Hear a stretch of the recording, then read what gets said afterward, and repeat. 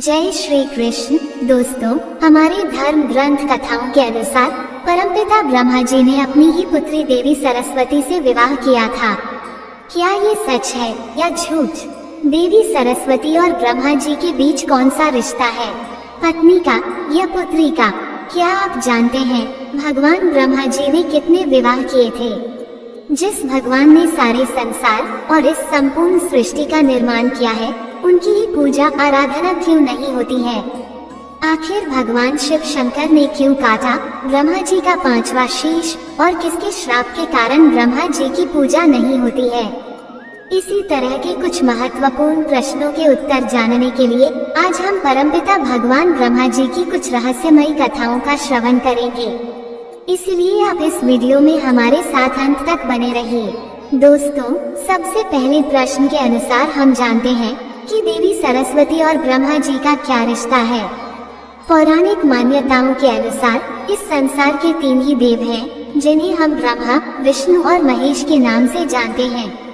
इसमें ब्रह्मा जी का कार्य सृष्टि का निर्माण करना है, भगवान विष्णु इसके पालनहार है और भगवान शिव शंकर इसके संहारक या विनाशक है। हम आपको बता दें, आज विज्ञान में हम जिस मल्टी यूनिवर्स के कॉन्सेप्ट के बारे में सुनते हैं, उसका जिक्र हमारे ब्रह्मांड पुराण में पहले से ही विद्यमान है, जिसके अनुसार हर एक ब्रह्मांड में एक ब्रह्मा है और उनकी आयु निश्चित कर दी गई है। दोस्तों, हम सभी तो जानते ही हैं कि ब्रह्मा जी का जन्म भगवान श्री हरि विष्णु के नाभि कमल से हुआ है, तथा शिव पुराण के अनुसार ब्रह्मा जी का जन्म सदाशिव और शक्ति ने अपने दाहिने अंग से किया था और फिर उन्हें श्री विष्णु के नाभि कमल में स्थापित कर दिया था। इस प्रकार से परमपिता ब्रह्मा जी की उत्पत्ति हुई है। जब ब्रह्मा जी इस संसार का निर्माण कर रहे थे, तब उन्हें ज्ञान की आवश्यकता पड़ी थी, इसीलिए उन्होंने अपने ही मन से एक विद्वान स्त्री की उत्पत्ति की थी और उसे अपने मुख से बाहर निकाला था, जिसका नाम सरस्वती रखा गया। इसी के अनुसार सरस्वती भगवान ब्रह्मा के मन से उत्पन्न होने के कारण उनकी मानस पुत्री हुई। इनका निर्माण सबसे पहले हुआ था और इसके बाद इस संसार की निर्मिति करनी थी। इसलिए पूरे ब्रह्मांड में जो भी उत्पन्न होगा, वो केवल ब्रह्मा जी से ही, उनके तेज, मन और बुद्धि से निर्माण हो सकता था। इसी कारण से ये देवी सरस्वती उनकी कृति है, जिन्हें पुत्री नहीं कहा जा सकता है। आपको बता दें कि जब ब्रह्मा जी का जन्म हुआ था, तब वे न ही पुरुष लिंगी थे और न ही स्त्रीलिंगी। वे एक अविकसित जीव थे और उनका केवल एक ही सिर था। फिर भगवान श्री हरि ने उन्हें उनके जैसा ही यह स्वरूप प्रदान किया और उन्हें बुद्धि प्रदान करते हुए संसार निर्मिति का कार्य सौंप दिया। अपितु ब्रह्मा जी जिस तरह से ब्रह्मांड की निर्मिति कर रहे थे, ठीक उसी प्रकार से उन्होंने खुद भी अपनी आवश्यकताओं के अनुसार अपने शरीर में तथा बुद्धि में बदलाव किए। हम जब भगवान ब्रह्मा को देखते हैं तो उनके 4 सिर हैं और वे एक पुरुष देवता हैं। यह उनकी ही लीला है जो उन्होंने खुद के शरीर में बदलाव किए थे। समय के अनुसार ब्रह्मा जी ने त्रिदेव में अपना स्थान बना लिया है।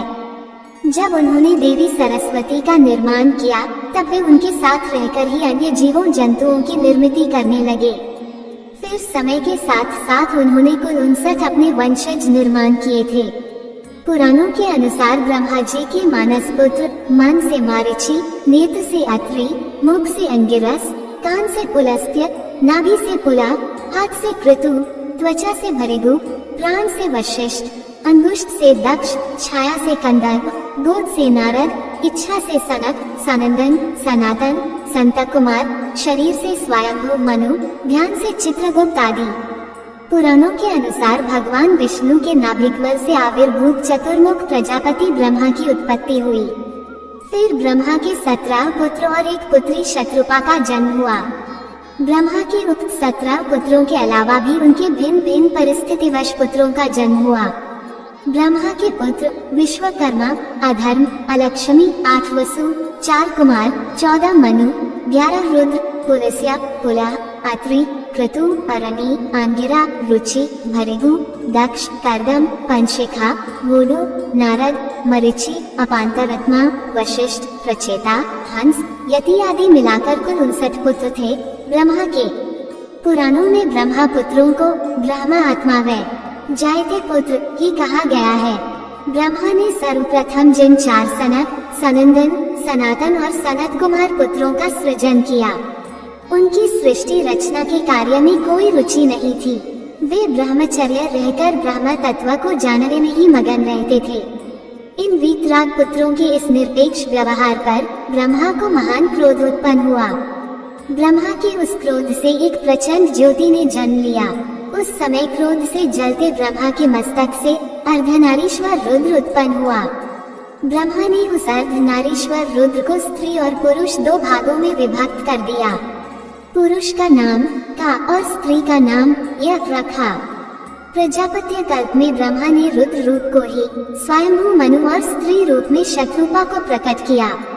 दोस्तों, अब हम जानते हैं कि जिस तरह भगवान श्री हरि विष्णु और भगवान शंकर ने इस सृष्टि के कल्याण हेतु समय समय पर जन्म या स्वयं अवतार लेकर धर्म की रक्षा की है, वैसे ही भगवान ब्रह्मा जी ने भी अपने कुछ अंश अवतारों को जन्म दिया था। विष्णु पुराण और ब्रह्म वैवर्त पुराण में ब्रह्मा के 7 अवतारों का वर्णन है और रामायण के जामवंत जी को भी ब्रह्मा जी का अंश कहा गया है।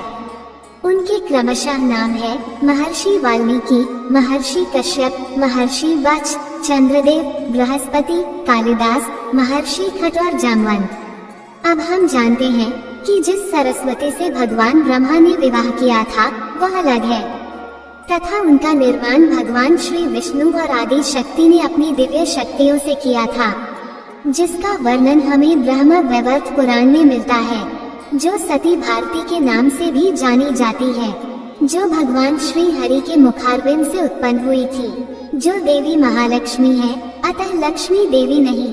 श्री हरि से जो उनका सत्व प्रधान रूप उत्पन्न हुआ, देवी का वही रूप सरस्वती कहलाया है। ये तो सच है कि देवी सरस्वती का वर्ण श्वेत है, उनकी छवि बहुत सुंदर है। वे वागीश्वरी नाम से भी प्रख्यात है। उनके 2 हाथों में वीणा और पुस्तक है और 2 में माला एवं श्वेत कमल है। और जो ब्रह्मा जी की पुत्री देवी महासरस्वती है, उनका भी वर्ण श्वेत है। कुछ काल के पश्चात देवी महासरस्वती का भगवान श्री हरि विष्णु के साथ तथा सरस्वती का ब्रह्मा जी के साथ विवाह संपन्न हुआ था। देवी महासरस्वती का स्वरूप देवी ब्रह्मचारिणी के समान माना जाता है।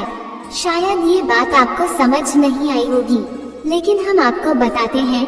सनातन धर्म शास्त्रों में 2 सरस्वती देवियों का वर्णन आता है, एक जो ब्रह्मा की पत्नी सरस्वती एवं एक ब्रह्मा की ही पुत्री तथा दूसरी श्री विष्णु की पत्नी सरस्वती है। ब्रह्मा जी की पत्नी सरस्वती मूल प्रकृति से उत्पन्न सतोगुण महाशक्ति एवं प्रमुख त्रिदेवियों में से एक है। विष्णु जी की पत्नी सरस्वती ब्रह्मा के जिह्वा से प्रकट होने के कारण वह ब्रह्मा की पुत्री मानी जाती है। कई शास्त्रों में इन्हें मुरारी वल्लभा विष्णु पत्नी कहकर भी संबोधन किया गया है। धर्म शास्त्रों के अनुसार दोनों देवियों को समान नाम स्वरूप प्रकृति शक्ति एवं ब्रह्म ज्ञान विद्या आदि की अधिष्ठात्री देवी मानी गई है, इसलिए इनकी ध्यान आराधना में ज्यादा भेद नहीं बताया गया है। पौराणिक कथाओं के अनुसार भगवान ब्रह्मा जी की 5 पत्नियां थी, जिनके नाम सावित्री, गायत्री, श्रद्धा, मेधा और सरस्वती हैं। इनमें से सावित्री और सरस्वती का जिक्र ज्यादातर जगहों पर मिलता है। सरस्वती से विवाह के पश्चात भगवान ब्रह्मा और देवी ने धरती पर अवतार लेकर अपना गृहस्थ जीवन यापन किया। इसी दौरान उन्होंने स्वयंभू मनु और देवी शतरूपा को जन्म दिया, जो कि संसार के सबसे पहले स्त्री और पुरुष हैं। कुछ सालों के पहले जब देवी सरस्वती ब्रह्मा जी के साथ रहकर सृष्टि निर्माण का कार्य कर रहे थे, तब उनकी सुंदरता और यौवन को देखकर ब्रह्मा जी कामुकता से भर गए और उन्हें ही पाने के लिए वे उनके पीछे पड़ गए। जब देवी चारों दिशाओं में छिपने के लिए भाग रही थी, तब ब्रह्मा जी ने अपने चारों शीशों से उन्हें चारों दिशाओं में ढूंढना शुरू किया। अपने ही पिता की कुदृष्टि अपने ऊपर पड़ती देख उन्होंने रूप बदलकर धरती से ऊपर जाने की ठान ली। वहीं दूसरी ओर ब्रह्मा जी ने अपना एक और सिर ऊपर की दिशा में निकाला।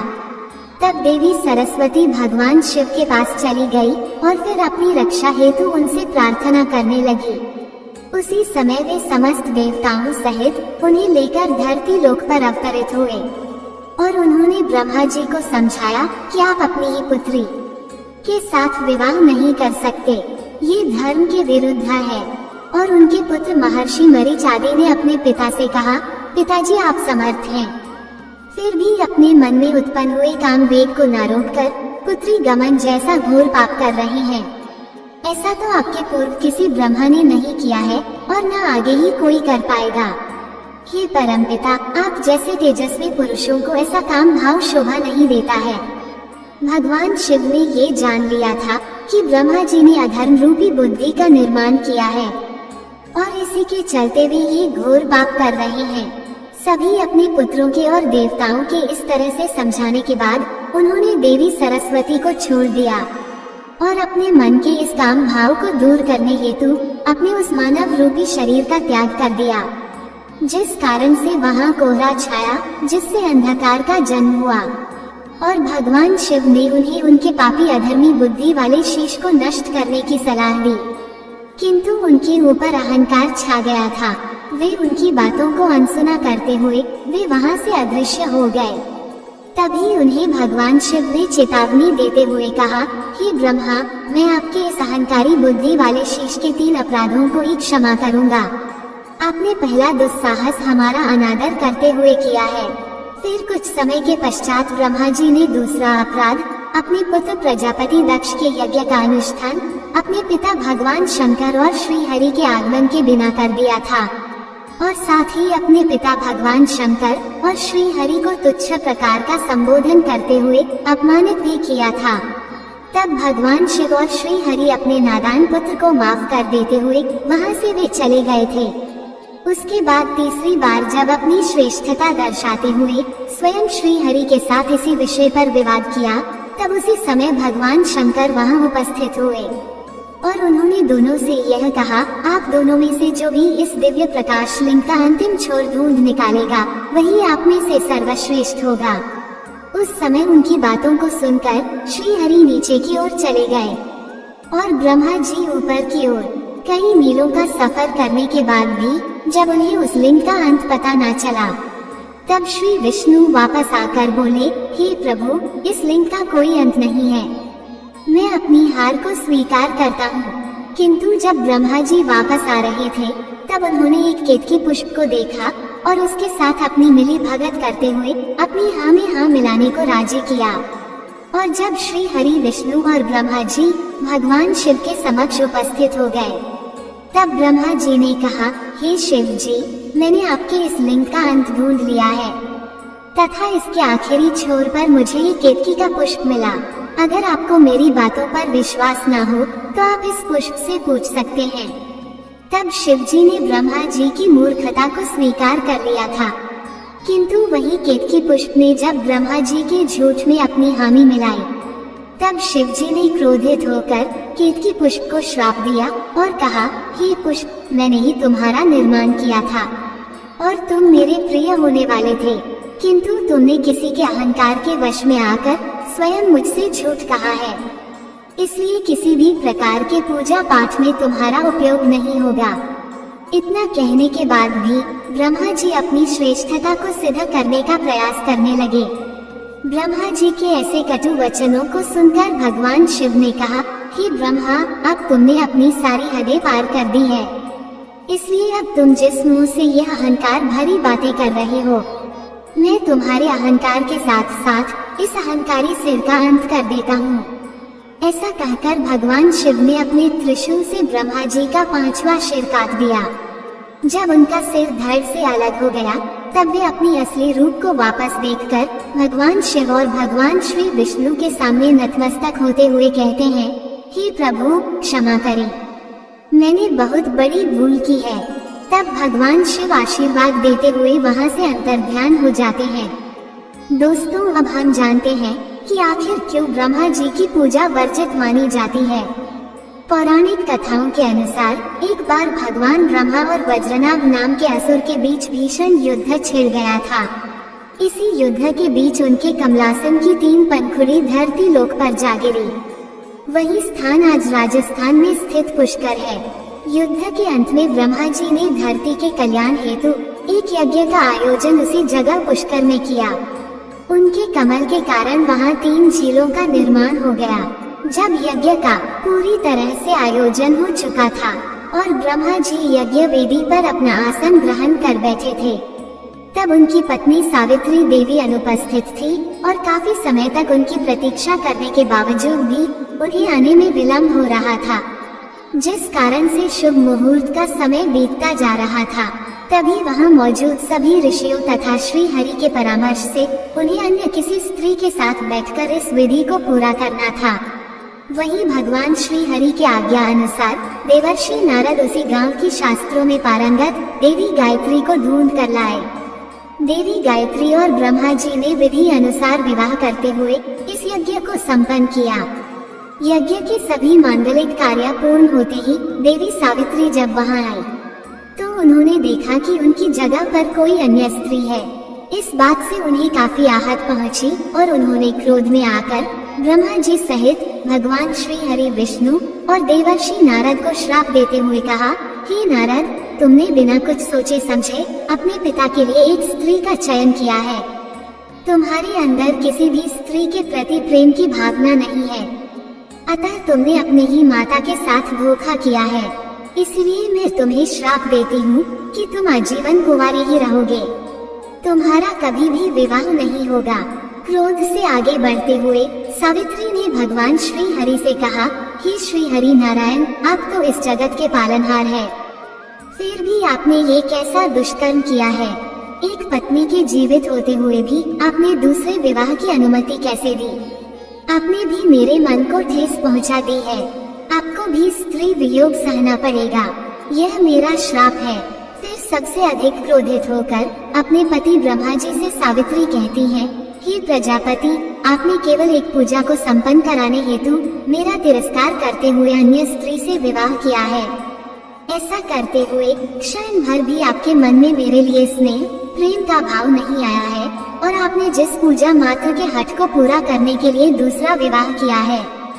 आज मैं इस सारे संसार को साक्षी मानकर आपको ये श्राप देती हूँ कि आज के बाद इस संसार में आपकी कोई भी पूजा आराधना नहीं करेगा। आप तीनों लोकों में पूजा से बाध्य नहीं रहेंगे। फिर कुछ समय के पश्चात जब देवी सावित्री का क्रोध शांत हुआ, तब भगवान श्री हरि, विष्णु और शिव जी ने उन्हें अपने श्राप को वापस लेने के लिए बहुत मिन्नतें की, पर एक स्त्री के कठोर आचरण ने उन्हें क्षमा न करने की ठान ली थी। तब वे ब्रह्मा जी सहित अन्य देवताओं से कहती हैं, ये तो निश्चित है कि श्री हरि को स्त्री वियोग सहना ही पड़ेगा और मेरे स्वामी ब्रह्मा जी की इस पूरे संसार में केवल पुष्कर में ही पूजा होगी और यही इनकी प्रतिमा स्थापित की जा सकती है। इतना कहकर वे सभी वहां से चले गए। हम सभी यह जानते हैं कि भगवान श्री हरि को राम अवतार में अपनी पत्नी का वियोग सहना पड़ा था और ब्रह्मा जी का पूजा करने योग्य मंदिर केवल राजस्थान के पुष्कर में ही स्थित है। तो दोस्तों, आपको ये जानकारी कैसी लगी? कृपया कमेंट करके जरूर बताएं। वीडियो पसंद आया हो तो लाइक करें और अपने दोस्तों के साथ शेयर करें। कमेंट बॉक्स में जय श्री कृष्ण लिखना ना भूलें और ऐसे ही और भी बहुत सारी कहानियों को सुनने के लिए चैनल को सब्सक्राइब जरूर करें। धन्यवाद।